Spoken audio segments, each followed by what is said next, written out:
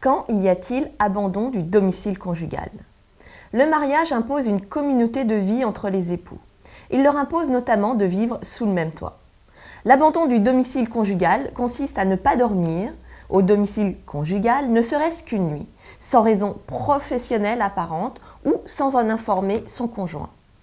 Ainsi, il est possible de parler d'abandon du domicile conjugal, même pour une période très courte.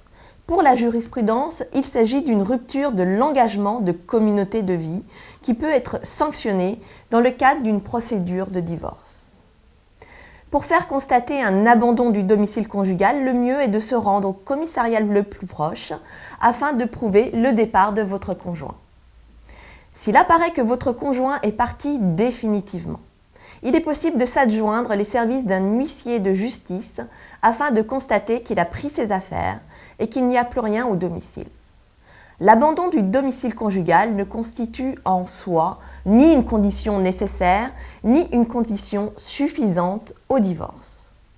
Néanmoins, la constatation d'un abandon du domicile conjugal permet, dans le cadre d'un divorce, de demander d'obtenir de la part de votre conjoint des dommages et intérêts pour son comportement.